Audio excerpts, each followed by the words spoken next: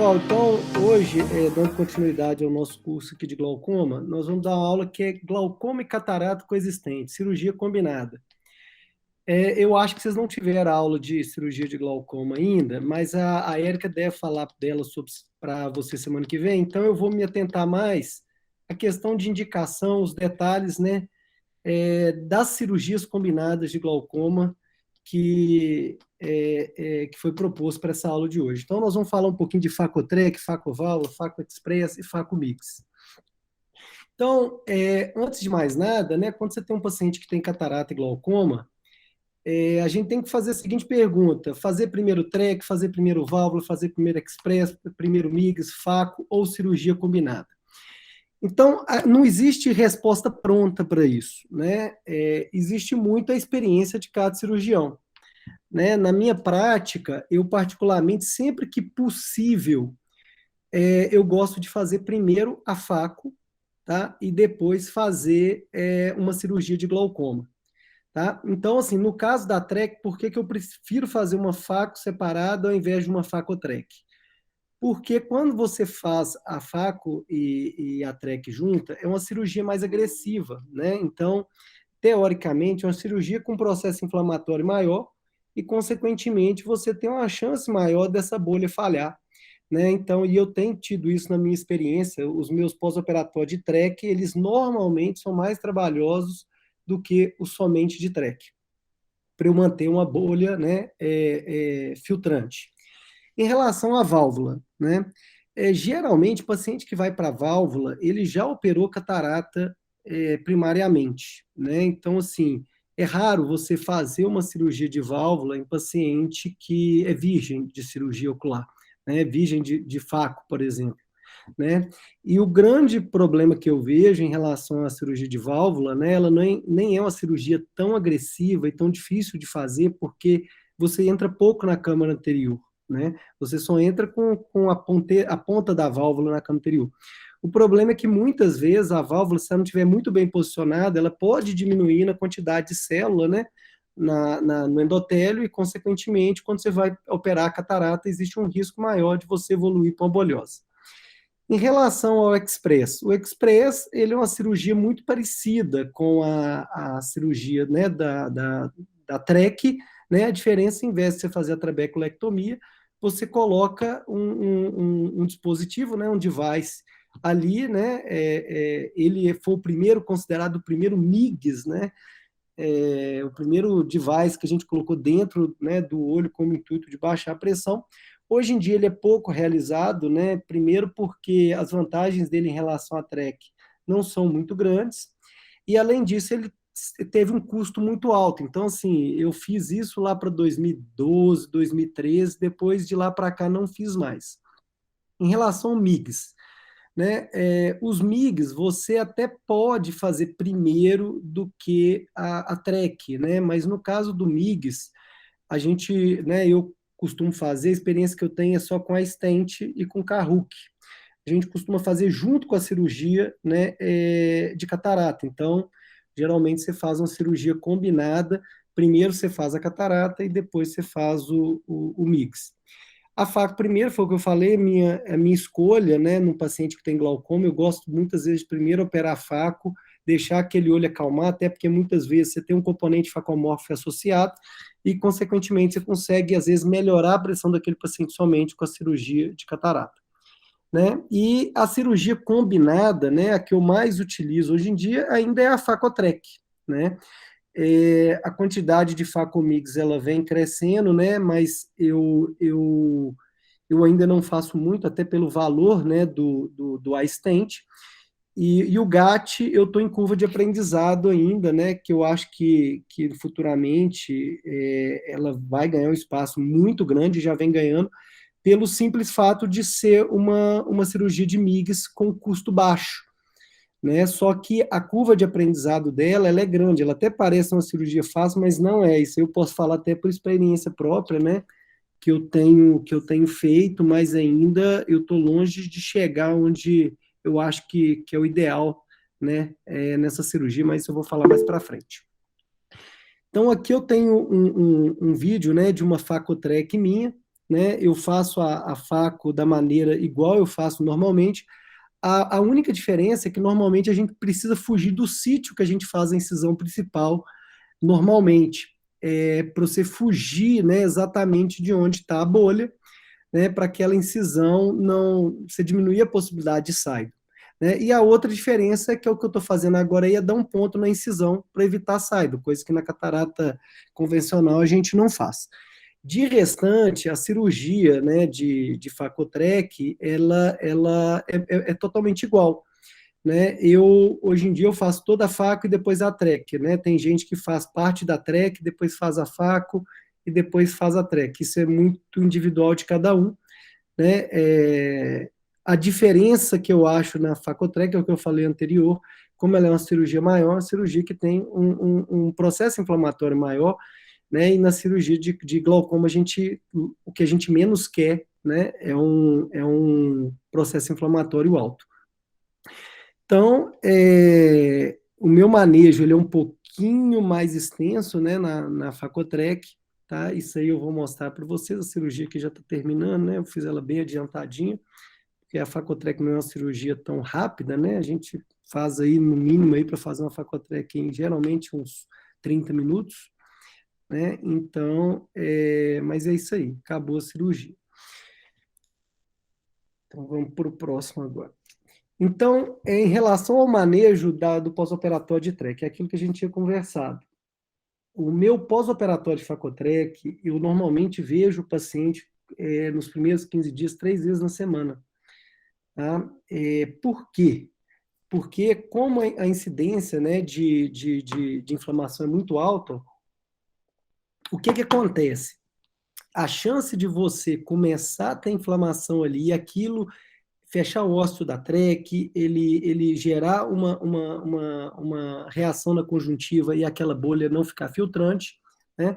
Então, você vê no paciente quase que dia sim, dia não, nas primeiras 2 semanas, qualquer sinal, né, de cicatrização do flap ou, né, ou de algum local da bolha, você com leve massagem, até porque você não pode fazer uma massagem muito grande, senão você pode até, a lente se movimentar lá dentro, né, você tem uma diminuição de câmara importante e se nega depois.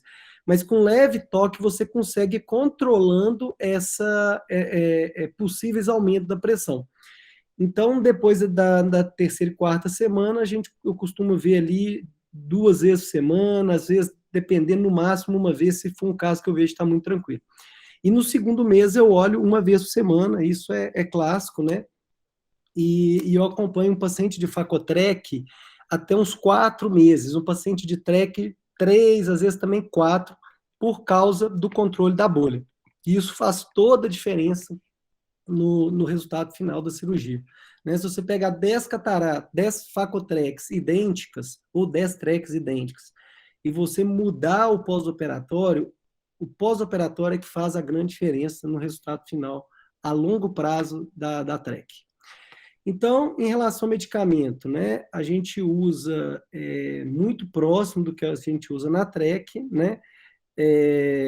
Então, assim, o corticoide tópico, eu pego um pouco mais pesado na Facotrec, por aquilo que a gente conversou, eu uso aí no mínimo 30 dias, de 2 em 2 horas, e depois eu vou diminuindo, né, com desmame máximo por volta de 4 meses, que é onde eu dou alta para o paciente, né? Aí eu coloquei uma observação aqui que é o seguinte: se a gente tem um paciente com SIDO, nesse caso a gente diminui essa quantidade, obviamente, né? Porque senão a gente vai ter dificuldade para reverter esse SIDO aí. Né? Corticoide sistêmico, né? Eu não uso de rotina, mas eu uso principalmente nos glaucomas secundários e na retrec, né? A retrec porque é uma conjuntiva já mexida, uma conjuntiva com mais fibrose, né? Geralmente os resultados são piores, e no glaucoma secundário geralmente são olhos também mexidos pelo trauma, né? Então são olhos que já tiveram inflamação importante ali. O antibiótico eu uso de 10 a 14 dias, né? É muito parecido com o que eu faço na faco. Cicloplégico, na Facotrec em si, eu não uso, né? Porque eu não tenho costume de usar o cicloplégico em pacientes pseudofásicos. Agora, quando eu faço uma trec sozinha, em paciente fáscico, eu uso de rotina, né? Com o objetivo de diminuir o risco, né? De um glaucoma maligno. Então, no manejo da Facotrec, né, eu citei aqui o que geralmente eu faço, né? A primeira questão é modular o corticoide e massagem, né, e lise de sutura na medida da necessidade. Então, isso eu faço em todas as cirurgias, né? Eu modulo o corticoide, eu faço massagem e tiro sutura em praticamente todas as cirurgias, né? São raras aquelas que não tem necessidade de tirar. Então, a gente vai vendo o paciente, né, os primeiros 15 dias, dia sim, dia não, e com isso a gente consegue saber o momento certo, né, de manusear cada um, né, dessas possibilidades para modular melhor esse pós-operatório. Liberação do osteterno, isso é mais incomum da gente fazer, né, que seria você ter uma obstrução desse osteo interno, normalmente para o pedaço da raiz da íris, né? Mas eu costumo fazer uma iriectomia, né, de tamanho bom, então raramente isso acontece. Agulhamento é bem frequente eu fazer, tá? Geralmente eu faço agulhamento ali por volta de 2 meses a 3 meses de cirurgia, na maioria das vezes, que é quando eu já usei, né? De todos os artifícios acima, modular corticoide, massagem, lise, sutura, e eu ainda tive, né, um prosseguimento do aumento, né, da pressão. Muitas vezes eu agulho até 2 vezes de praste, né? Se eu não conseguir no segundo agulhamento um sucesso, aí eu vou pensar num ciclo G6, né? Que numa ciclofotocoagulação seletiva, né? Então, assim, que ela diminui a produção de umoracose, então seria você, já que você não conseguiu melhorando a drenagem, você vai diminuir a produção. Ou até mesmo uma retrec, né? Mas a retrec, eu geralmente, quando eu não tenho assim um grande resultado com 2 agulhamentos, a retrec ela não tem um índice de sucesso a longo prazo bom. E outra opção é tubo, né? Que às vezes a gente ainda faz, mas depois que eu comecei a usar o ciclo G6, eu vou te falar que tem, vamos botar aí, deve ter quase uns 2 anos que eu não faço, que eu não tenho necessidade de fazer um tubo mais, porque querendo ou não, a gente coloca um corpo estranho, né? Ele é muito mais agressivo do que fazer um ciclo G6, e já que o ciclo G6, né, ele é seletivo, o risco dele maior que de uma atrofia, isso é raro de acontecer. Então, complicações pós-operatórias, né, são mais ou menos as mesmas, né, da TREC, a talamia, né, se você tiver ali um excesso, né, uma hiperfiltração, um SIDR pode dar, um descolamento seroso, que é muito comum também quando a pressão está muito baixa. O mesmo acontece com a maculopatia. Quando você tem uma hipotonia pós-operatória, a gente pode também usufruir de manejo cirúrgico, né? Você pode suturar a conjuntiva, né? Se você tem ali um side, ou você pode, às vezes, resolver, muitas vezes a gente resolve só com lente de contato. A gente pode também fazer sangue autólogo, né? Eu já fiz algumas vezes no passado, não tive bom resultado com sangue autólogo. E você pode suturar o flap novamente, você sobe o centro cirúrgico, abre a conjuntiva, se for hiperfiltração, você vai, sutura o flap e depois costura a conjuntiva de novo. Né? Às vezes acontece de precisar fazer, é raro, mas acontece. Até porque, hoje em dia, a minha tendência é dar mais ponto que antigamente. Então, o meu pós-operatório, normalmente, hoje, ele termina com pressões altas e eu vou baixando ele através da massagem e da lise de suturas. Uma blebite e endoftalmite são né, as complicações que a gente mais teme, né? Os fatores de risco é muita mitomicina, né, que não deixa o olho cicatrizar, bolhas que podem levar a bolhas muito finas, então você pode ter ali um contato, né, do meio subconjuntival para o meio externo, e alteração de pálpebra. Às vezes você tem um paciente com retração palpebral, aquela conjuntiva fica exposta ali, a probabilidade dela, né, ter uma infecção é muito maior. Então, e a blebite a gente trata com antibiótico, né, tópico de largo espectro, e você tem que ver dia a dia. Já na endoftalmite, a gente, né, faz a mesma coisa, além de colher cultura para saber, né, o tipo, né, de micro-organismo, e faz injeção intravítrea, né, cada serviço ele tem já um protocolo para endoftalmite. Outra complicação é o descolamento hemorrágico coroide, né? Quando ele é muito grande, ele é muito perigoso, né? Se ele for pequeno, focal, você pode fazer expectante, principalmente se ele estiver fora da mácula. Aí, às vezes, você tem que drenar, né, em caso de DR, ou se você tem uma pressão muito alta no pós-operatório, ou uma descompensação corneana, que aí você precisa intervir, né, de maneira urgente. E quando esses casos, né, eles chegam a acontecer, igual está nessa imagem aqui, um kissing de coroide, é sinal de mau prognóstico, mesmo você resolvendo, muitas vezes você não resolve, você não melhora a acuidade visual do paciente. E femifibrina, né? É muito comum nos primeiros dias, né? Sangrar numa cirurgia de glaucoma é muito comum. Né? Na maioria das vezes o IFEM ele é pequeno, ele vai ali menos de um terço da cama anterior e o tratamento é só expectante mesmo. Né? No infema médio você pode usar o TPA, né? Que é o ativador do plasminogênito tecidual, eu particularmente nunca usei. Né? Quando eu já tenho ali um IFEM médio para importante, ele ao longo dos dias ele não vai drenando, e eu começo a ter ali fibroses, sinais de fibroses, sinais de pressão querendo aumentar, eu geralmente entro e lavo a cama anterior e resolve o problema, né? Porque a gente sempre tenta resolver sem uma nova cirurgia, por N razões.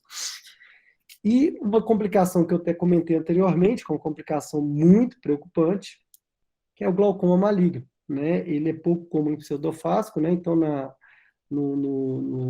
na Facotrec ele é mais incomum, né? Você tem uma rotação anterior do corpo ciliar e o moracoso ele é jogado posteriormente, e aí, consequentemente, você tem empurrado todo aquele complexo lenticular, né? Íris, tudo para frente, e como está na imagem aí, você fica com a câmera muitas vezes muito rasa, né? E isso precisa ser revertido de maneira rápida.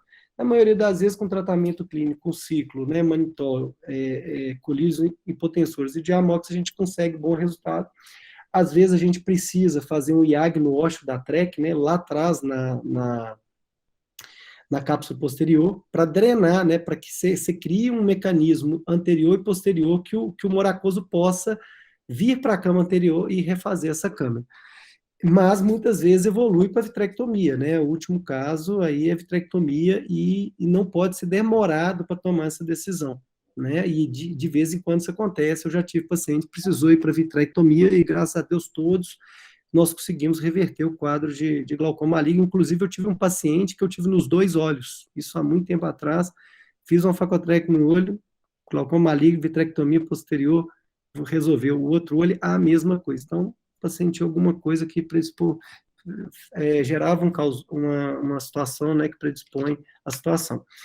Um diagnóstico diferencial é o bloqueio pupilar, né? A diferença do bloqueio pupilar é que você tem aquela íris em bobê, né? Mas para quem não tem costume de pegar um glaucoma maligno todo dia, né, ele pode ter dificuldade de fazer o diagnóstico diferencial. Então, aqui eu tenho um fluxograma, né, da Facotrec, como a gente tem que pensar em Facotrec, né? Então, se você pegou no pós-operatório, você como residente, como fellow, tá com câmara rasa, aí você tem duas opções, né? Você tem pio baixa e pio alta. Se a pio tá baixa, ou você tem um SAIDO positivo, ou você tem um aumento de fluxo, ou seja, você tem uma hiperfiltração, né? Como eu já falei lá atrás, se você tem um SAIDO positivo, às vezes você pode ir lá colocar uma lente de contato, você pode suturar aquela conjuntiva ali. Se você tem uma hiperfiltração, você pode abrir aquilo ali e fechar o flap, né, se for muito grande, né, senão muitas vezes expectante com os dias aquilo vai melhorando também, e aí vai depender do nível, né, que essa câmara anterior está rasa, né, se ela tiver muito rasa ali, praticamente dando toque endotelial, a gente precisa agir. Do contrário, dá para ir acompanhando sem problema algum, aí às vezes ao invés de você ver dia sim, dia não, tem que ver todo dia. Um paciente com câmara rasa e pio alta, nesse caso é glaucoma maligno, né, aquilo que a gente falou no slide anterior. Aí você pega um paciente, um pós-operatório câmbio profundo. Se ele está com pressão alta, é porque está com baixo fluxo. Aí, nesse caso, você tem que fazer um manejo. Aumentar corticoide, fazer massagem, lise de sutura, alguma coisa do tipo precisa ser feita. O ósseo tá pérvio? Se tiver pérvio, ok. Se não tiver, você tem que fazer uma lise, né? Fazer um IAG ali no ósseo para liberar ele. E se você tem uma câmara profunda e uma pio baixa, esse é o objetivo da cirurgia da Facotrec, né, na parte do glaucoma, é baixar a pressão e manter a câmara funda bonitinha. Beleza? Então vamos lá, a válvula, né?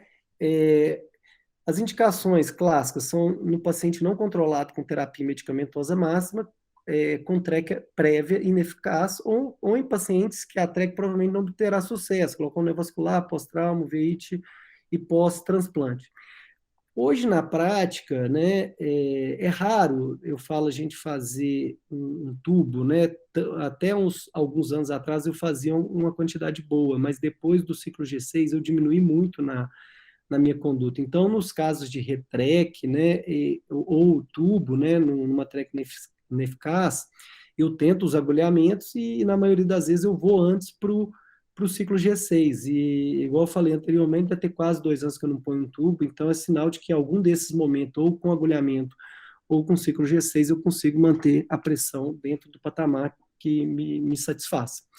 E, às vezes, ainda em glaucomas, né, que a gente, às vezes, não obtém um bom sucesso com, com a TREC de cara, às vezes a gente ainda faz ainda um tubo, né? Tem pacientes pós-uveíte que eu ainda tenho receio de fazer o ciclo G6, então eu ainda posso fazer um tubo, mas igual eu falei, tem tempo que eu não faço.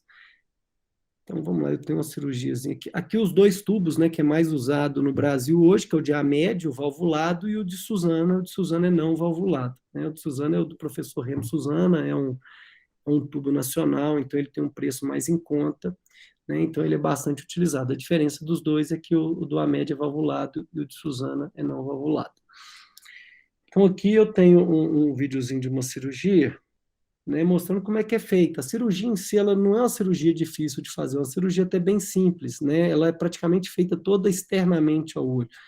Ela é mais engenhosa, vamos dizer assim, do que uma cirurgia difícil tecnicamente, né? A única parte que eu falo que a gente tem que tomar muito cuidado é na angulação que a gente entra com esse tubo dentro do olho, porque se ele fica muito anteriorizado, a gente pode ter uma diminuição muito grande de perda de célula endotelial e futuramente perder essa córnea. E se ele fica muito posterior, ele pode ter um toque na íris, que vai, teoricamente, gerar uma irite, né, que é esse momento aí que acabou de mostrar, né, ele entrando na cama anterior.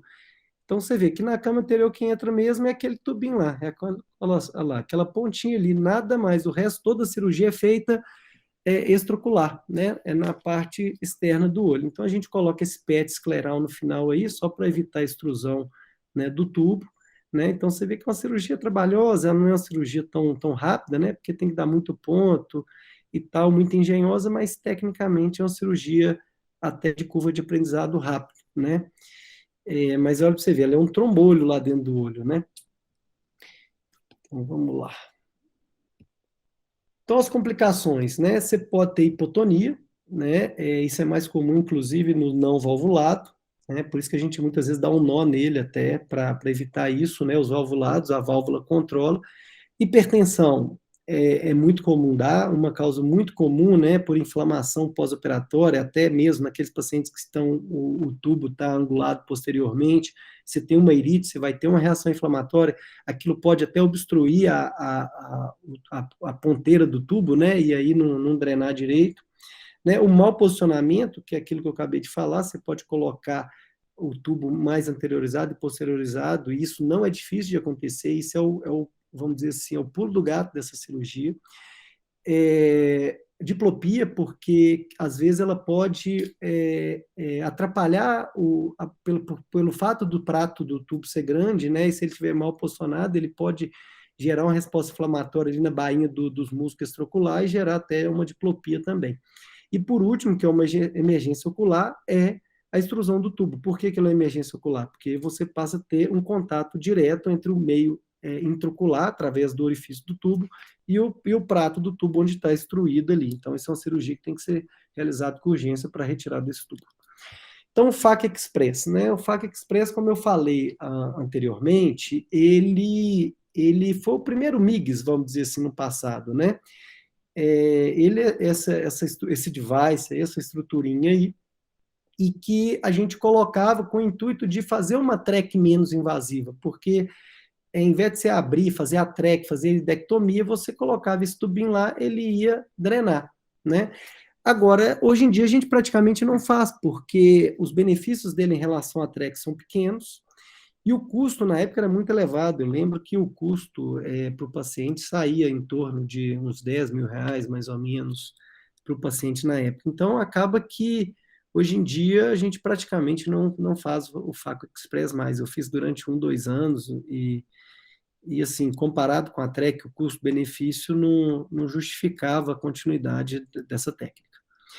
Então, aqui eu tenho um videozinho, é importante a gente saber como é que, né, como é que ele funciona. Você vê que ele é pequenininho ali em relação a uma moeda, né? Aí é o injetor dele, né? Esse vídeo aí é uma animação, mas dá para entender bem. É igual uma track, você vai lá, divorciona a conjuntiva, você corta ela, né? Abre, corta, faz um flap. E aí a diferença é agora, que ao invés de você fazer né, a trabeculectomia, tirar o pedaço do trabeculado ali, né, juntamente com a esclera, é, você coloca o Express, né? Você vai lá, faz um furinho, né, naquela localização ali do trabeculado,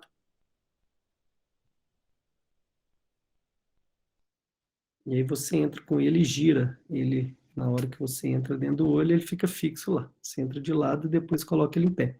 Então, assim, você vê que tecnicamente ele é muito simples, né? Diferentemente do tubo, a chance de você errar a localização é bem mais difícil, né? O tubo, a chance de você ter um erro na colocação é maior, então, tecnicamente, o FAQ Express era bem fácil, bem tranquilo de fazer. Né? O tubo, a colocação dele no segmento anterior ali era o pulo do gato era um pouquinho maior a curva de aprendizado.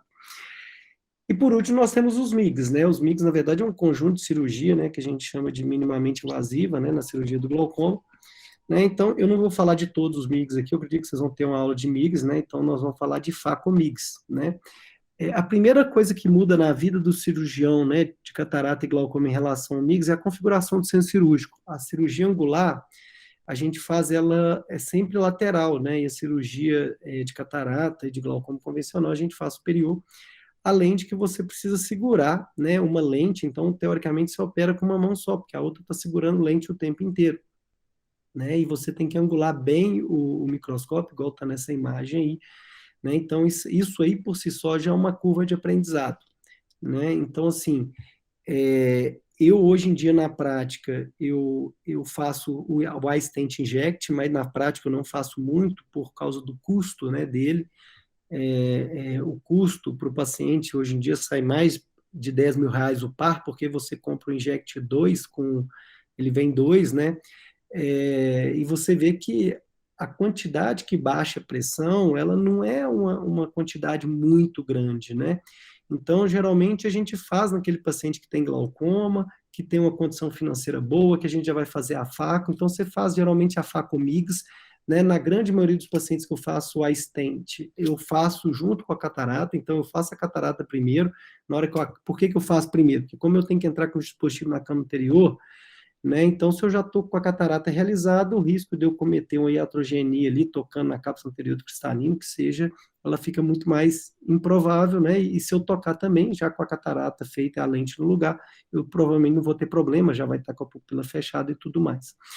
Então, mas ela baixa pouco a pressão. Então, muitas vezes a gente faz naquele paciente que, né, que usa um colírio, que às vezes quer tirar o colírio e que tem condições financeiras boas, né? Então, não é uma cirurgia que a gente usa de prática, a gente vai fazer no SUS, pelo menos na minha opinião, está longe disso, tá? Então, assim, aqui é o dispositivo, né? Eu vou mostrar um videozinho aqui também, rapidinho, mostrando como é que é feita, né, essa animação, né? A curva de aprendizado dele não é uma curva de aprendizado grande, tá? O assistente anterior, que era o assistente convencional, eu tinha mais dificuldade com ele, porque ele você colocava de lado, né? Então era mais difícil para você colocar ele dentro do canal Tilem. Já o assistente não, ele é reto, você entra reto, a única coisa que você tem que tomar cuidado é o tanto que você empurra ali na região do trabeculado, para você não colocar o tubinho mais para frente e nem pouco colocado. Ele tem que estar certinho em relação ao canal Tilem. Então aqui está videozinho rapidinho, você vai lá, são dois normalmente, você vai lá e empurra, ó, esse aí que é o pulo do gato, é o quanto que você tem que impressionar aquilo ali, né, o trabecular. E aí você vai, né, geralmente você faz nasal, né, nasal inferior e nasal superior, porque a gente entra temporal, e até porque ali a maior quantidade de duto coletor, né, está naquela região. Então, é a melhor localização para se fazer. Então, essa aí, animação, é uma cirurgia, teoricamente, é fácil de fazer, porém, a gente não faz muito, pelo menos eu não faço muito, porque o público e a indicação, ela se torna pequena pelo tanto que abaixa, pelo, né, vamos dizer assim, o custo e o benefício dessa tecnologia. Então, o Kahoot, né, ele é um outro tipo de MIGS, eu gosto bem do Kahoot também. O que o Kahoot faz? Você entra, a curva de aprendizado dele eu acho um pouquinho maior do que a do iStent, tá? O que ele faz é entrar e ele come o trabeculado, né? Ele expõe o canal de Schlemm, né? Teoricamente. Então ele sai um pouco mais barato porque você pode reutilizar, dá para reutilizar, né? A lâmina, né, a ponteira do Kahoot. Né? Ele também, assim como o iStent, ele baixa pouco a pressão, né? E a curva de aprendizado dele, igual eu falei, um pouquinho, mas também não é tão difícil, não, tá? Não é tão difícil, não. Beleza, aqui, deixa eu aqui ter um videozinho também.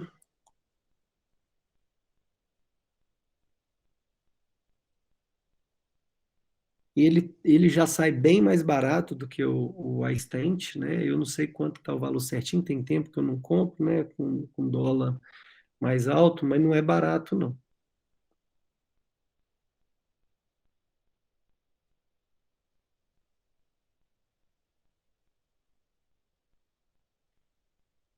Aí, ó, lembrando que a gente fica com uma mão segurando a lente o tempo inteiro, né?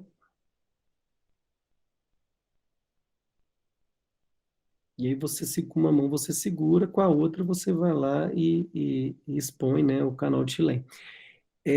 Essa cirurgia também eu geralmente faço em paciente pseudofásico, essa aí, ela é até a chance de você cometer uma heterogenia maior, porque você tem que botar uma força maior na lâmina, né? Então ela é um pouquinho mais difícil do que o iStent, mas também não é nada difícil não, se fazendo um paciente junto com a faco, num paciente já pseudofásico, ela não é difícil de fazer, mas em compensação ela também não baixa a pressão tanto, mas tem suas indicações. E por último, né, eu coloquei aqui a Faco GAT, né? O GAT, como eu falei com vocês no início da aula, eu estou em curva de aprendizado do GAT. O GAT não é fácil, mas assim, o GAT é o que mais me anima das MIGs, né? Porque ele é uma cirurgia barata, né? Na prática, hoje, o que você tem que ter de material é um ProLens 5.0 ou uma sonda iluminada, né? Mas na prática, hoje em dia no Brasil, quase ninguém usa essa sonda iluminada pelo preço, e o ProLens 5.0 ele resolve. Qual que é a vantagem da sonda iluminada? É que você tem que passar 360 graus, né, o ProLens, né, então, ou a sonda. Então, quando você tem a sonda iluminada, você consegue ver a luzinha se você está passando certinho no pertuito do canal de Schlemm 360 graus, ou se você está criando um pertuito aí errado, e aí você tem que parar, voltar e fazer. Então, assim, o difícil aí é você passar esse prolene, né, os 360 graus, parece fácil a cirurgia, eu vou mostrar para vocês, mas não é, tá? A chance de você pegar, assim, tem paciente que a gente consegue falar, pô, tô ficando bom nisso, mas aí você pega um paciente com canal de Schlenz com a resistência um pouquinho maior, realmente não é muito fácil, não. Então, assim, mas qual que é a vantagem dele? O custo é muito baixo, né? Então, a cirurgia é muito interessante, né? Aqui, ó. Aqui você vai lá com a lâmina, você corta o canal de Schlemm, você faz uma goniotomia, né? Depois você põe o metil ali para você expandir o canal de Schlemm que você abriu e aí você vai introduzir você queima a ponta, né? Faz ela ficar romba nessa ponta do ProLens 5.0, você introduz ela dentro do canal de Schlemm e aí, ó, isso aí que parece que é fácil de fazer, mas não é tanto, né? Mas o pessoal que já está fazendo mais tempo fala que depois que você faz muito, não fica difícil não, ela fica muito reprodutível. E aí você vai fazendo até dar 360 graus. Quando der 360 graus, você vai e puxa esse fio e rompe todo o trabeculado. Então você expõe o canal de Schlemm, consequentemente você baixa a pressão. Então, aqui, ó, aqui já está pegando aqui o outro lado, ó, o que que vai fazer agora? Ele vai puxar, ó. Aí, na hora que puxa, você rompe todo o trabecular 360 graus. Isso aí é a cirurgia, né? A cirurgia acabou. Você vê que para quem está treinado é uma cirurgia rápida, né? Então, assim, e o mais legal, ela reduz a pressão em até 10 milímetros de mercúrio. Então, ou seja, ela é uma cirurgia barata, né? Com bom resultado para quem está treinado, pouco índice de complicação e que baixa a pressão muito, né? Então, eu acredito que dentre as MIGs que tem hoje, né, e que são liberadas no Brasil, a tendência é o GAT ganhar cada vez mais espaço por causa desse custo-benefício dela. Então, aqui é um resumo dos MIGs, né? A gente não tem só aqueles MIGs que a gente conversou, né? Aqui eu mostrei o iStent Inject, aqui ao lado do iStent Inject você tem o iStent, né? Que eu particularmente já não uso mais, até pelo fato dele ser mais difícil de colocar e meus resultados com a Stent Inject têm sido melhores. O GAT você tem outros aqui, né? Só que eles não são ainda autorizados no Brasil, né? Então, no Brasil, o que se faz hoje, né, na sua grande maioria, é aquilo que eu coloquei, é o iStent, o iStent Inject, o Kahook e o GAT. Então, para a gente terminar, a gente tem aqui, né? Olha, graças a Deus, o tanto de possibilidade que a gente tem hoje, né? Quando a gente precisa fazer uma faca no paciente, a gente precisa melhorar a pressão dele, que só com o medicamento a gente não consegue, ou pelo fato do paciente muitas vezes querer diminuir o uso de medicação. Então, hoje em dia, eu tenho feito muito SLT em paciente né, que tem glaucoma e que, às vezes, eu preciso tirar a prostaglandina para fazer a faco, eu tiro a prostaglandina, faço a SLT, e muitas vezes eu tenho um resultado satisfatório, né, o SLT, ele diminui muito meu índice de TREC, de cirurgias, né, de glaucoma no geral, né, a faco-válvula, eu vou te falar que é muito raro a gente fazer, então, assim, para aparecer uma faco-válvula, normalmente tem que ser naquele paciente que fez uma catarata secundária a um trauma, secundária a uma uveíte, que não são casos onde a gente, né, onde a gente não vai ter um bom resultado com a SLT, não vai ter um bom resultado, a gente tem medo de fazer um ciclo G6 por um risco de atrofia, né, e que uma TREC não seria o ideal, aí a faco-válvula ela é uma boa indicação. O FAQ Express, a gente praticamente não faz mais, porque a gente, hoje em dia, né, não justifica se fazer o Express com as outras opções que a gente tem no mercado e pelo preço do Express. Então, ele ficou meio que em desuso, né? Então, a gente tem também a faco endociclofoto, é um procedimento que eu particularmente nunca fiz, porque eu não tenho acesso ao aparelho de endociclofoto, mas quem faz adora os resultados, né? Você faz a catarata e no mesmo tempo cirúrgico você vai lá e faz uma ciclofotocoagulação direta através de uma câmera, né, que tem na ponteira.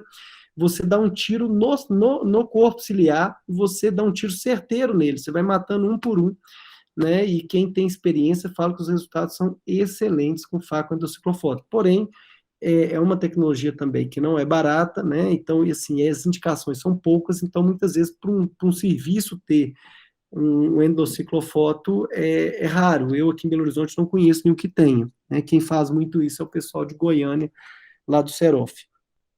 A FACO esclerotomia profunda não penetrante.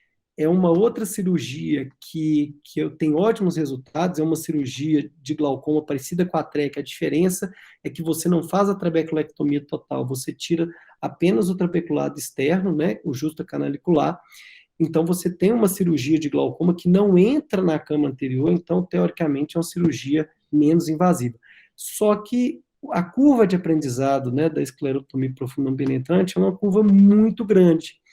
Então, com a chegada dos MIGs, né, do ciclo G6, do SLT, que você tem outras armas, hoje em dia tem pouca gente fazendo a esclerotomia profunda não penetrante, principalmente a faco, a esclerotomia profunda não penetrante.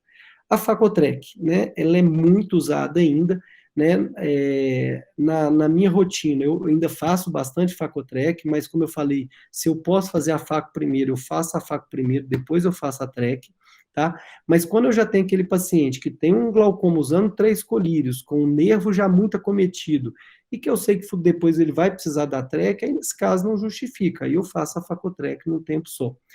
A faca o ciclo G6, tá? Tem gente que faz, mas eu de praxe eu não costumo fazer, tá? O ciclo G6, eu não uso ele como arma, minha primeira arma, tá? Geralmente eu uso em pacientes que, que eu fiz uma TREC e estou precisando fazer outra TREC, então nesse momento a minha indicação é essa, tá? Pelo risco, por menor que seja, de você ter uma atrofia. Então eu ainda tenho esse receio, mas já tem muita gente fazendo faco com ciclo G6,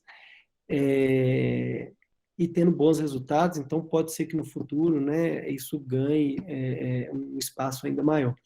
E por último, eu deixei os facomix, né? Os facos mix têm crescido muito, principalmente o GAT.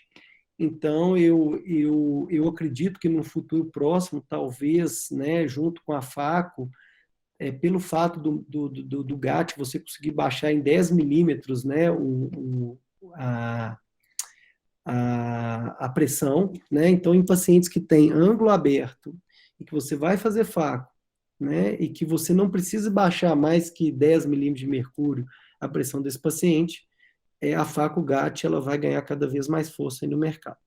Então, no final das contas, né, a gente não tem receita de bolo, a gente tem bom senso, de acordo com a experiência, né, de cada médico, né, aquilo que ele sabe que dá resultado, né, associado a esse tanto de opções que nós temos hoje. Né? Na época que eu comecei a fazer trek, a gente só tinha trek e facotrek e facoválvulo, né? Então hoje a gente tem esse tanto de opções aí no mercado que dependendo da peculiaridade de cada paciente a gente consegue aí resolver a questão da pressão, né? Gerando o mínimo de dano para ele, né? Porque geralmente as cirurgias de glaucoma maiores elas agridem muito o olho, né? Eu falo que a cirurgia da TREC e da válvula, principalmente, são cirurgias antifisiológicas, né? A gente quer que algo fique ali vazando embaixo da conjuntiva, coisa que não é fisiológico aqui. Então, é uma cirurgia que a gente pode dizer que é agressiva. Então, no mais, é isso, né? A aula é basicamente isso aí. Deixa eu só minimizar aqui para a gente voltar para cá. Vou parar a apresentação. Se alguém tiver alguma dúvida, eu estou aqui à disposição para responder. Né? Muito disso aqui vocês não vão, né, não vão saber tanto, porque vocês ainda não tiveram contato com a cirurgia propriamente dita. Mas se alguém tiver algum interesse, alguma dúvida, alguma pergunta, eu estou aqui à disposição. Acho que você falou tudo, Charles. Boa noite. É excelente. Eu nunca ouvi falar dessas outras cirurgias, só ouvi falar da Facotrek e de válvula, e para mim isso aí praticamente hoje foi tudo bem novidade. Carol, mas é isso mesmo. O objetivo aqui não é ensinar ninguém vamos dizer assim, a operar, né? O objetivo é introduzir aquela ferramenta na vida de vocês, principalmente em relação às indicações, né? É aquilo que eu gosto de falar. A gente tendo a oportunidade de usá-la, a gente tem que saber que ela existe, mesmo que a gente use pouco, né? Na grande maioria das vezes, eu vou fazer a trek e a facotrek, né? Ainda é a que eu mais faço, né? Mas cada dia que passa, né, a gente vai ganhando novas habilidades, novas oportunidades de procedimento, né? Eu tenho ficado muito feliz com os resultados que eu tenho visto do GAT, então eu tenho insistido, né? Eu estou em curva de aprendizado dele, né? Eu já fiz uns quase 10 casos, ainda assim, tem uns que dão certo, outros não dão tão certo, e que eu ainda não sei responder por quê, mas isso é curva de aprendizado. Mas eu acredito que no futuro eu vou estar fazendo muito mais faco-GAT, muito menos faco-TREC, né? Naqueles casos onde eu posso optar por um ou por outro. Né? Então, o objetivo aqui para vocês mesmo é introduzir isso, né? Eu posso deixar disponível a aula, porque às vezes é bom vocês verem essa aula depois, ver as cirurgias depois de novo, olhar as indicações, né, que estão lá, e aí na medida que for aparecendo no ambulatório, vocês vão até questionando a gente, esse caso aqui poderia fazer tal técnica, mesmo que a gente não faça no SUS, por questões de financeiras, né, de não ter aquele dispositivo lá, é legal a gente discutir isso, né? Porque o dia que vocês caírem no mercado, quem for fazer glaucoma principalmente, vai naturalmente aprender aquilo ali e quanto antes melhor, né? Alguém tem alguma dúvida, alguma consideração? Então, no mais, é isso aí, galera. Assim, espero que vocês tenham aproveitado a aula e se alguém tiver, né, quiser a aula, eu disponibilizo a aula para vocês, né, a aula gravada também, o Fernando depois disponibiliza para a gente.